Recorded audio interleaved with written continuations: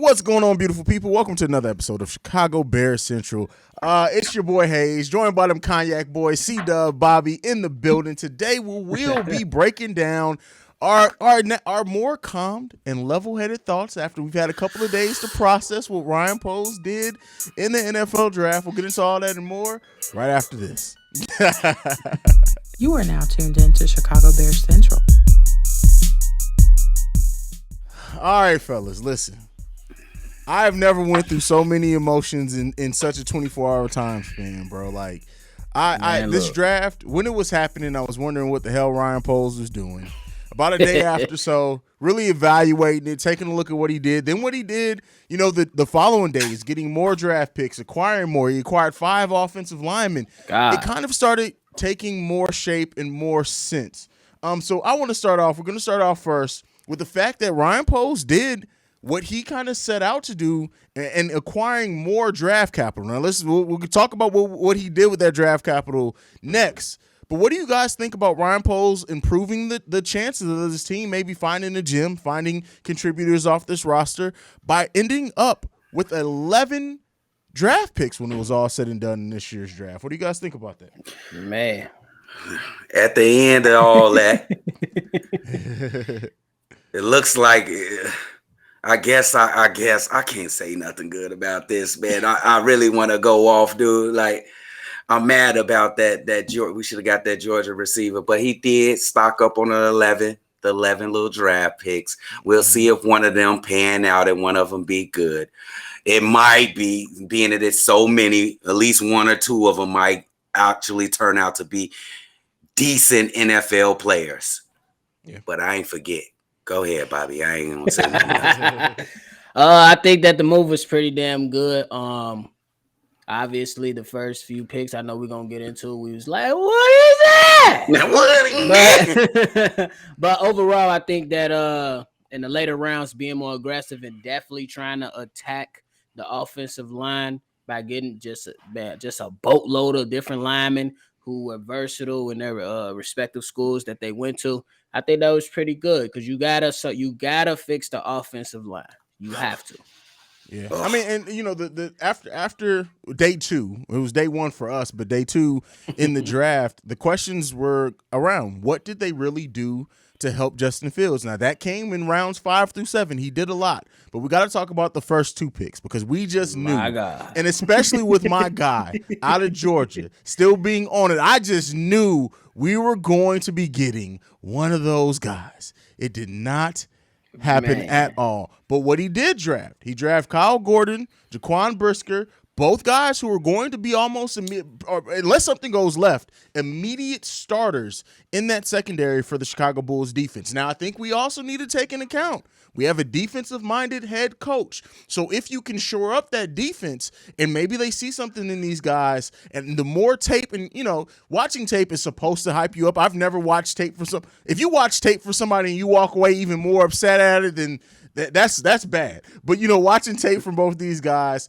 I can see the vision there. They do help shore up that secondary, help shore up that defense. They both look to be really, really good picks. What do you guys, like I said, after some time to calm down, Bobby, I'm going to come to you first on this one. Because I know C-Dubb about to go off. So we need to save that for later. Bobby, what do you think about the first 2 picks for the Chicago Bears? First and foremost, great idea. But, man, just looking at it and then just trying to analyze everything, I feel like the picks were pretty good.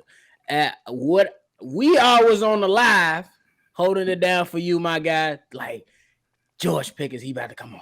If it ain't George Pickens, it's Alec Pierce. And then that man said, Kyler Gordon, Washington. I said, what? I even thought Sky Moore, man. Like, right, it was like somebody. Yeah. But I do understand the picks. You need somebody that you can line up against a safety that you paying all this money to in Brisker, and you need somebody on the opposite side of a great corner that you already have in Jalen Johnson. You got to shore up that spot. You had too many question marks. We don't know if Thomas Graham Jr. was good. We damn sure know Vildor ain't that guy, and we definitely didn't even know what we was going to get from the safety spot on the side of Eddie Jackson, simply because you got Tavon Young. He really plays out of the slot, can bring some game. Then you got what's his name? Shane Shake, the tight end eraser. Yeah, it lost me. Yeah. The tight end eraser. So those are nickel corners. Those are not for sure answers. Those are guys that can play. Yeah. So C-Dubb, go ahead and fire off. C-Dubb, before you fire off, I just want to point out this. So the Bears' biggest issues or biggest weakness defensively last year, both these guys in Gordon and Brisker look to help fix. But I know you don't give a damn about any of that. Go ahead, C-Dubb. Hey, listen out here. Listen to me, Chicago Bears Central crew. How do you win an NFL game? With quarterbacks.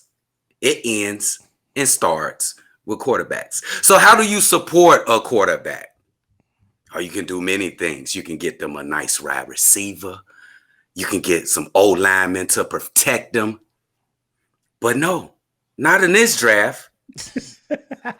We were so happy, man. Oh, man, it was right there. We couldn't believe he was still on the board. He right there. Yeah, he right there, dude. Pickens is there. When Pickens was there, I was like, after the initial shock of the first pick, I was like, all right, they went with the secondary. Then Pickens was there. I was like, okay, we got a chance. Oh, what happened? But go ahead, C-Dubb. This is your time. Go ahead, cook. I'm like, I'm feeling good. I'm in the lab with my nephew. We chilling. I'm like, oh, I ain't even worried about it. We about to go ahead and grab him. They know that the quarterback is the most important position on the field. So we waiting. Jaquan, who is that? A safety? What about Justin Fields? This is why I'm at. What about this young man? What are you doing for this young man to make him better in the future with this? Because I think he the future of the Chicago Bears. Yeah. And it starts with him.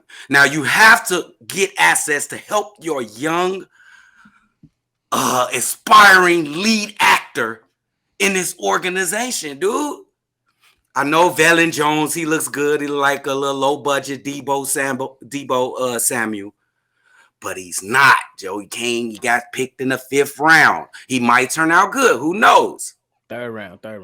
I get your point. Yeah. Third round. George Pickens is going to be an absolute monster. And Poles, you better hope he does not. That's all I got to say about that. I'm still pissed. Ryan Poles, I'm holding your ass to fire to this, bro. This is all you right here, bro. This all you right here. You made it hard on yourself. I feel you. Some people like to take the hard route. So go ahead. I'm watching. We watching, baby. You know what I love about the show is the fact that all three of us have vastly different opinions usually on things. And, I understand where C-Dubb's coming from. Now, let's talk about the wide receiver that they did pick up. Velus Jones, who doesn't project to be a 1, be a 2. He projects to be maybe a specialty receiver who comes in, does some things now. What I want to say with this, and I talked to you guys a little bit about this in our group chat. Do you think that this is Poles and the front office basically saying, hey, Mooney, you want to try to see if you're a number 1? You got this season to prove you're a number 1. If not, we'll go in and revamp the wide receivers next year. What do you think about the pick of Velus Jones Jr., what he could project to be? And then what do you think about, at least if something we still have plenty of time for something to change. But as of things to sit right now, we're going into the season, Mooney being the number 1. What do you guys think about that? I think it's pretty solid, to be honest with you. It's a prove it year. And from Ryan Poles and his track record so far is all the damn thing that he been putting out with them Walmart contracts. Go ahead and prove it. Y'all got to prove it. So I like the kid from Tennessee, 5'11", 205 pounds. Does look like a po man's Debo. Look like you can get him in. But it seems like to me that this, from the outside looking in, just speculating that they're gonna do a lot of misdirection, and then they're gonna be just a run heavy offense that occasionally takes shots downfield. I don't think they're gonna release everything the first year, not this year. C-Dubb? Sorry to be so negative, but I'm gonna say this is the case of they sold out all the Jordans, and you're gonna settle for Air Force Ones. What? Listen, I've been there before. I've absolutely wanted a pair of Jordan 1s, and then they have a pair of Air Forces with the similar colorway. And I'm like, right, I can make these work for the fit. I can make these. That's all it is. They defensive minded, and they got what was left. That's all it is to me. Sorry. Okay. I'm just so bad. Okay. Let's take the perception of we know we needed a receiver. Let's take that completely out of the equation for just right now, just for the nature of this conversation.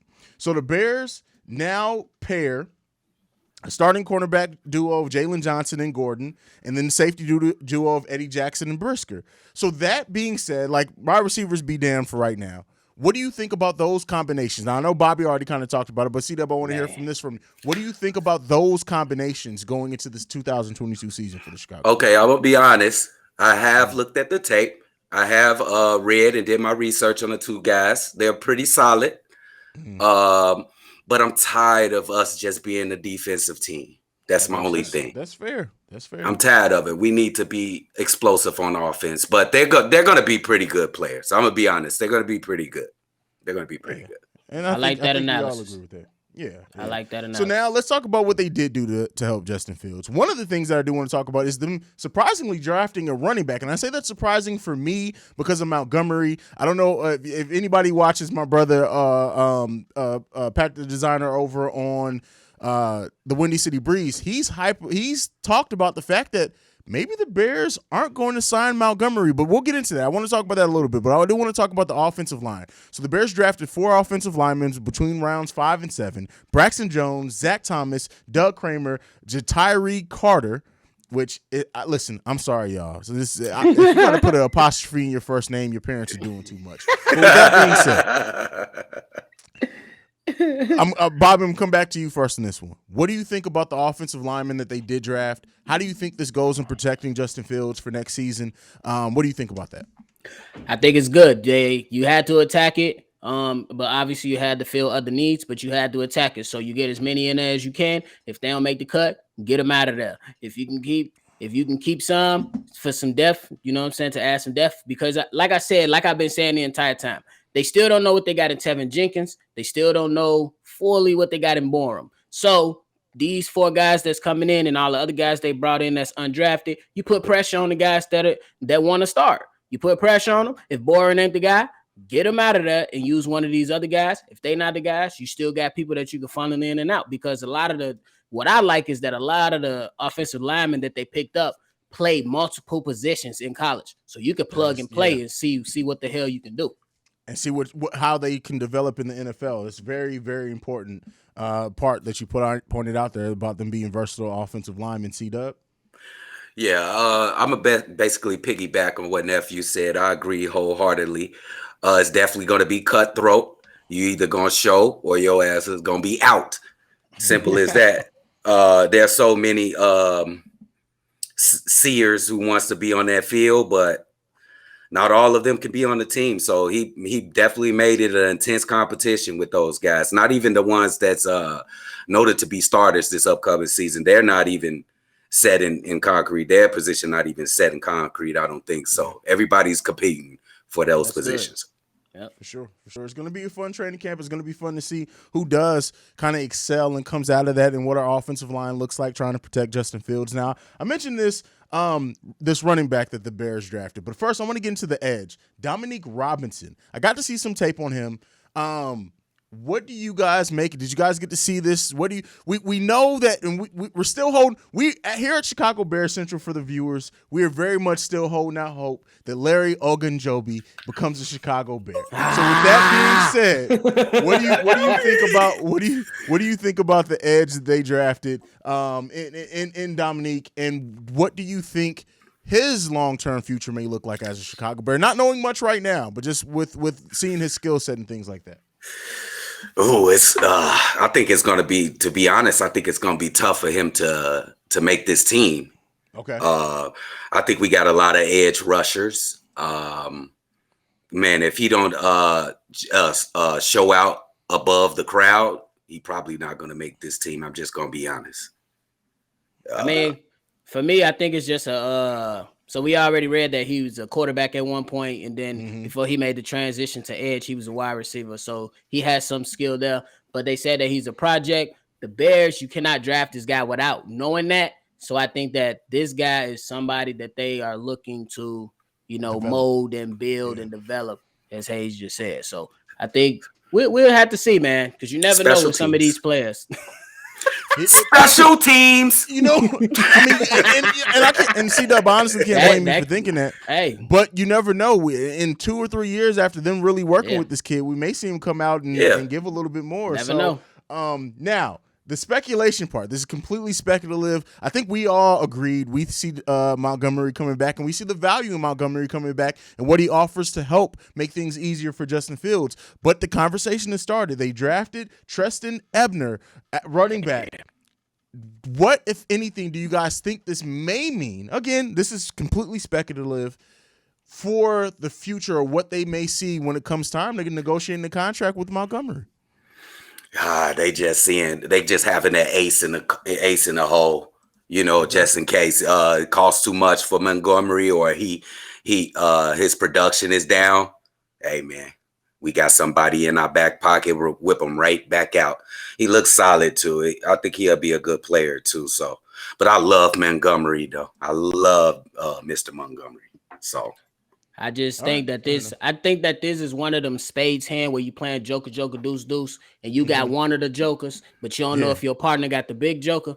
It's one of those. And it might be on the opposite side. When you come down to the South, when you come down to the South, this is what they play, my guy. I know. Trust me. Tell their ass they playing wrong. But anyway, I think they're gonna look at it. They're gonna approach it. I believe they're willing to pay Montgomery, but if he asks for something astronomical and something in the range of what Ezekiel Elliott asked for, Le'Veon Bell asked for, they're gonna let him go. Simply because history shows that when these guys get money, you either get fat like Ezekiel, or you can't do much like Le'Veon Bell. So they just trying to protect themselves. The last running back that the Bears did give a big contract, was it Forte? Was it? I think it had to be Forte. Yeah, I think it was that guy. And it had to be Forte. He was off to the Jets. Yeah. So I mean, one thing with Foles is that he likes to have.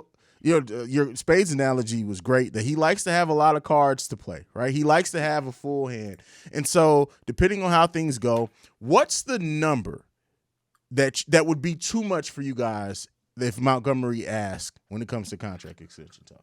Oh, you should not. Man, this is a running back, so I'm going nothing more than 2-3 years, maybe 10 a year. Okay. If he goes crazy this year, though, he goes crazy. You can't do no Ezekiel Elliott getting somebody 17, 18 million. No, that's crazy. No. Keep it 15 max. I would say that's probably, you know what I'm saying? That's probably even too much, to be honest. I mean, honestly, I don't think I go more than about 12. If he balls out this season, out, I will go 12. But we know that the Bears are trying to maintain that cap space. Yes. So, we'll see when it comes to our boy David Montgomery. I want to see him be a Bear for a long time. I want him to stay. I like him as a Bears player, man. I like him, but we'll see. One other thing that came down, Nick Foles is gone. Like, let's rejoice that Nick Foles is no longer in the Bears jersey. That deal never made sense. I'm so happy that he's gone. Like, God, man. Bye, baby. Please. I hope that they shipped him out, that they sent all his shit. He just need to get the hell up out of the state of Illinois. Like, hey, could we get Nick Foles had a couple moments now. He came back in the Atlanta game when he came. Yeah, give him that. Let's give him that. Let's be fair. Give him that. And then that's it. You want to give him some. Every dog has their day. So that's fair. We'll give him that. We'll give him that. All right. Anything left on you guys' mind? Any lasting impressions from the draft? Anything you think the Bears are going to do? One thing that we do got to talk about before we leave is just the number of unrestricted undrafted players that the Bears signed. I'm not even going to name all these players. They signed a ton of undrafted free agents. And And the numbers on some of these contracts are really surprising as well. Now we know it's NFL; they can cut them, they can get out from under it. It don't matter. Like for example, the tight end Chase Allen, he got a $12,000 signing bonus and a $60,000 base salary guarantee. What the hell? So you telling me I can go get on the practice on the just try out and get a check? Gee, let me go. Hey man, I'm finna fly back up there. Hey man, he diamond hunting, man. He might as well go to Africa, to West Africa over there, and try to get some diamonds, because he hunting for diamonds in the rough. That's what he doing. Fair. That's fair. That's fair. For real. That's fair. Man, he's really hunting. Man. I will say though, overall, I'm impressed with Foles did. I'm impressed with the more draft picks that he was able to acquire in this draft, and everything that kind of we expected that's been talked about, except the fact of drafting more wide receivers. Everything else happened pretty much the way that we expected it to go, and that he talked about. What grade overall are you giving Ryan Foles on this draft? His first draft as the lead of the Chicago Bears. Go ahead, nephew. A B-. I got you. Okay. Oh, you're a good teacher. I love to come to your class. You just said you just ditched my class on the line the other day. What did you did? You changed your ways over here. I am going C-. Sorry. I gotta go C-. You ain't helping my guy out. Help my man Justin Fields. Plus, there's been reports that y'all ain't really confident. I don't know if it's true or not. It's fake. Yeah, it's probably fake, but that's fake news. Dude, C-, dude.